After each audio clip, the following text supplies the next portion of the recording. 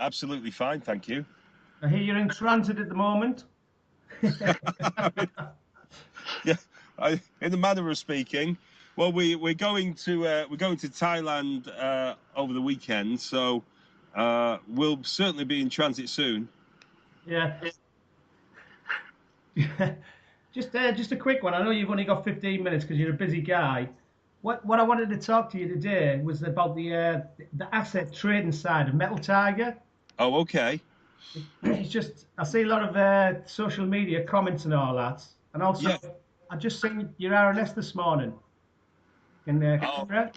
this is Connemara. Yeah, Well, we like the concept of Irish precious and base metals exploration. We think, as with all the sector as a whole, it's been really dumbed down in market valuation terms. We've invested in Conroy Gold and Natural Resources, which is CGNR on AIM, previously, and today we invested in Connemara Mining, which quite unusually has the ticker Con. Well, there you go.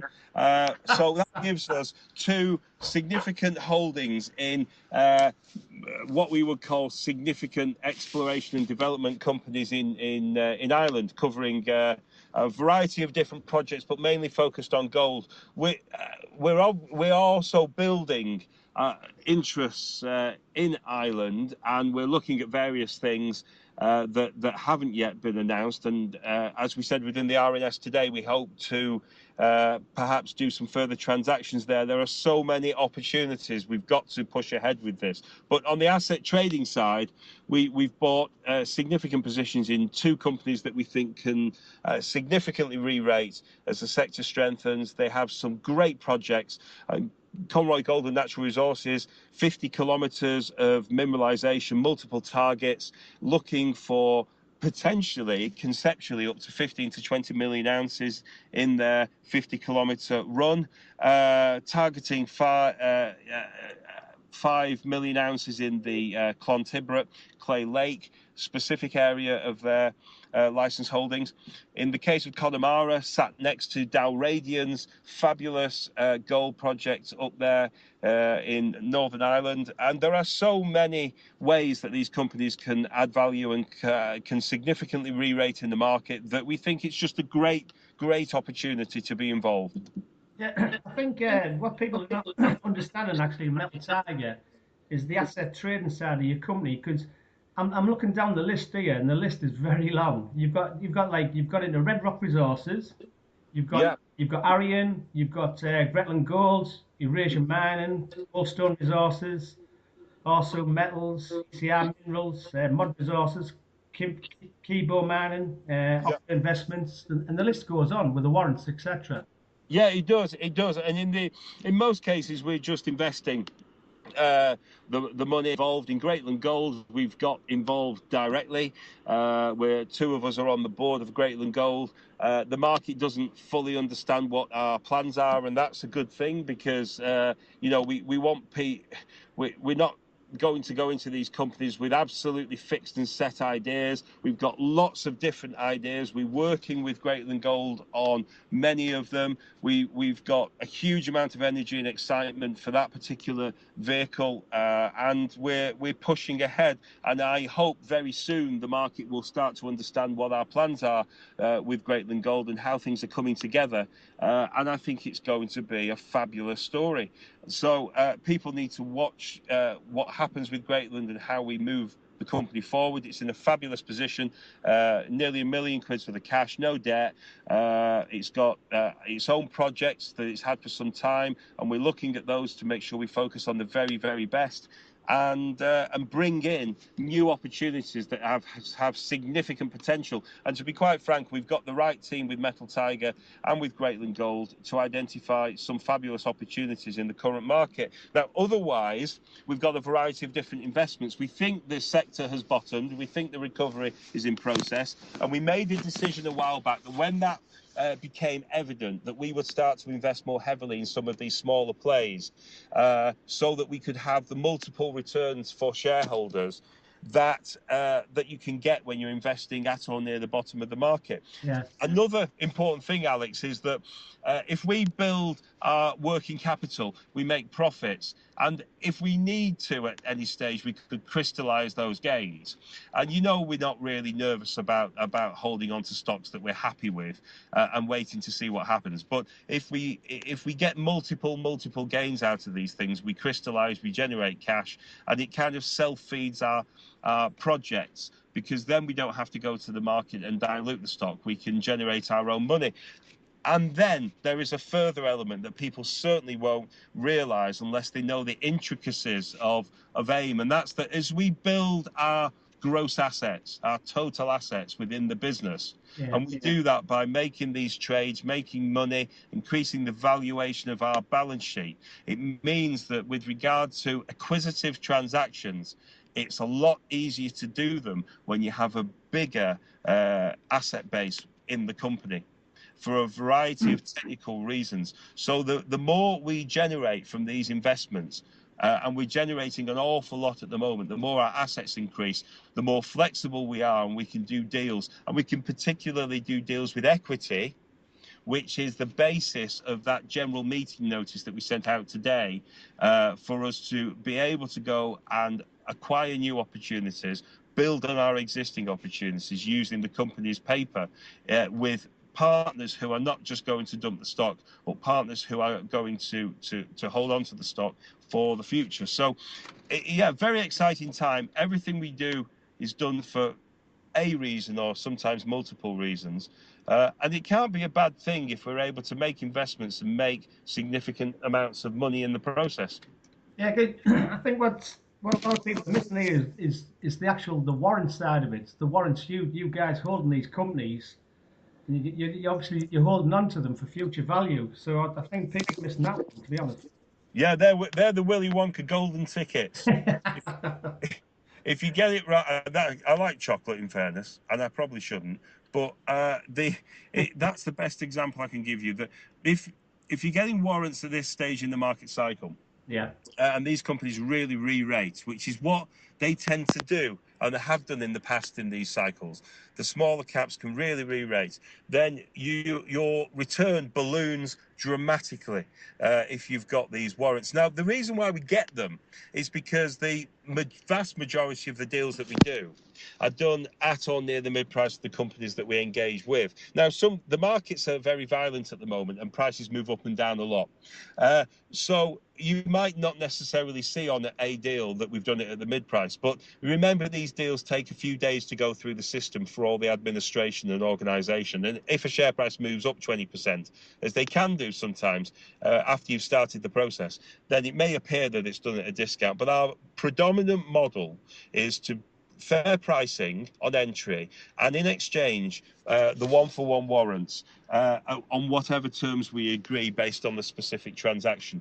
And that is fabulous, because for Metal Tiger, we're building up for the next 2 or 3 years an incredible warrant bank that can add tremendous value and give us dramatic amounts of working capital for the future. yeah, I would say just to touch on it. I've got to say this because I read social media a lot in the DMs. What would you say to people who say there may be a conflict of interest between private and company investing? How would you answer that one? What in terms of a director holding stock in a company that Metal Tiger invests in? Yeah. For example, because I'm just picking up that on social media, just so you can squash that one. Yeah. Oh, don't worry about that one, because we make declarations about when there is a holding like that, as you see on the announcement today for Connemara. Yeah. But I've always been, for many years, an active private investor. Now, if I'm particularly interested in the resource space and in fintech and a couple of quirky areas as well. But if I've spent a long period of time personally for my own portfolio assessing what I think are the very best opportunities to invest in, that's where I put my money. Yeah. Because if I put my money in what I thought were substandard opportunities, I'd be a bit of a plonker. Now, if Metal Tiger, a company that I run, has a pool of money that it wants to invest in undervalued AIM shares, I think there's a bigger conflict of interest if I don't actually back a company where I think it's the very best opportunity. So there is a natural alignment between personal investment in the resources space and corporate investment in the resources space. But there is a different risk profile. So for my personal investments versus the company's investing policy, there might be differences. You know, you do have a different risk between one individual and what a company wants to do with a board of directors and a stated investment policy in the public market. But we always make disclosures when they're necessary with regard to personal holdings and the implications of that. So you can't be involved, for example, if you've already got shares, in the decision to invest in a particular company. The rest of the board have to take on that mantle. And, you know, we're making money for shareholders off these transactions. In addition to that, we also have our internal policies, okay, with regard to transactions and how we manage personal holdings, which means that the company, I won't bore you with the specific details, but we have an internal policy for this. That means that the company and the company's shareholders are prioritized. They cannot lose out, in the sense of, I can't take personal advantage out of this and leave the company to you know, to suffer. It's the other way round. If anything, by doing these transactions, I put myself from a personal perspective in a far more difficult position.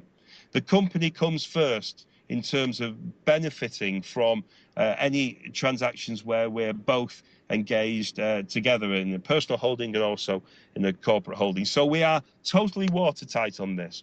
But I would say to you again, I have more of a problem if I'm thinking of putting the company's money into an investment where I'm not holding the share.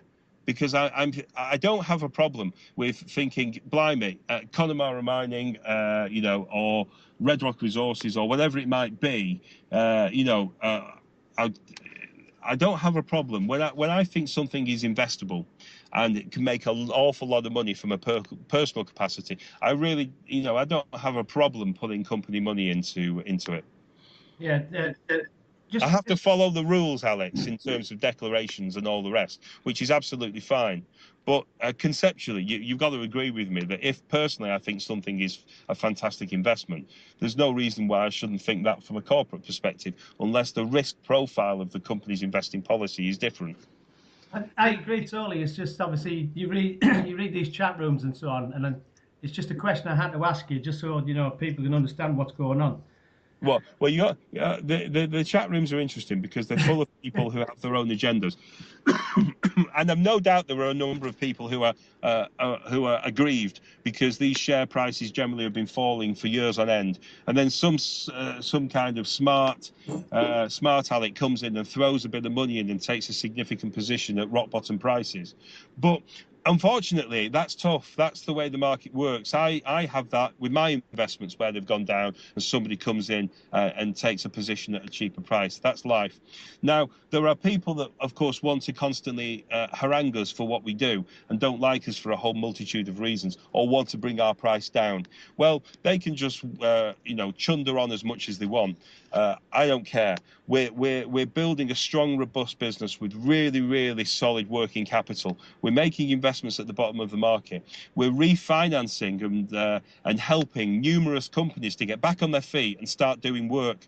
You know, and for me, actually, that's quite a good pursuit, because we've got numerous companies now who would have been struggling around the city to try and raise some money. Good companies with good interests, good projects, trying to raise money, being faced with the usual bucket shop nonsense of 30–40% discounts.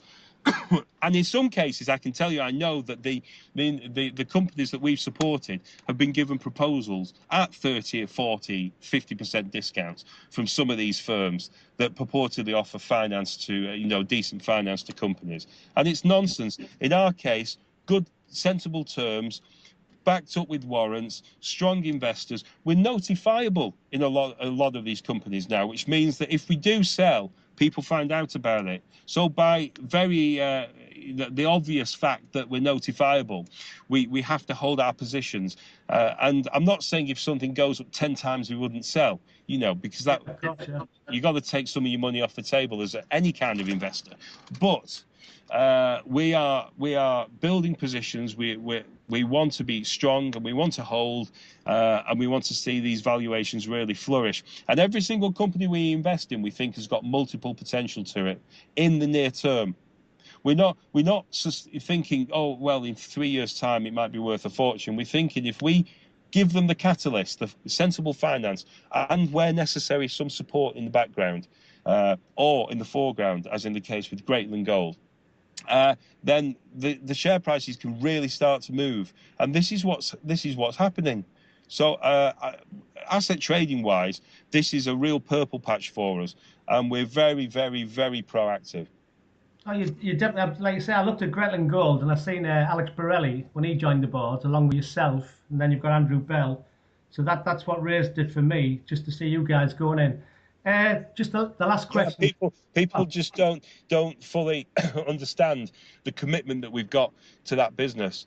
Each of the directors has a material position in the business now. Obviously, I've got the biggest, so for me, I'm chomping on the bit to make sure this company performs, and we're putting time and effort into it. In the case of Metal Tiger, it's got the thick end of $1 million worth of value. In Greatland Gold. So if it really performs, then Metal Tiger makes a stonking amount of cash from it as well.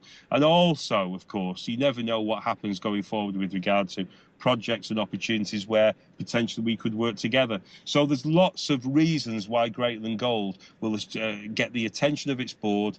Lots of things will happen, and we're hugely excited. And we've got some interesting stuff that we're working through, and we're working together as a really good team, actually. So we're quite excited about this. Yeah, I picked up on it a couple of months ago. Just a quick one. We've got Malcolm from Mine Maven. He's going on Conker's Corner, where he's talking about his own private investment.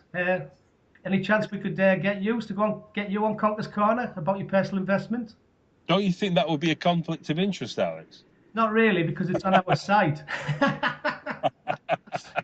It's your personal investment. Yeah, I tell you what, I would be delighted to do that on the grounds that I can't help but publicise Metal Tiger's interests as well. Yeah. Pardon me, I'm coughing. Given that we do share some of the same interests, and also because it will no doubt annoy certain people who seem to spend half their life posting on bulletin boards negative comments about what we're doing. So yes, let's do it, and just let me know. No, by the way, that'd be fantastic. And I'd like you say, I don't know where people get the energy to put all these posts up, because there's too much going on in life to even pick them. It's called economics, and in some cases, they perhaps don't have a life. Yeah, no comment. By the way, it's lovely talking, Paul. Thanks very much for talking to LSE Share Talk. It's a pleasure, Alex. Take care.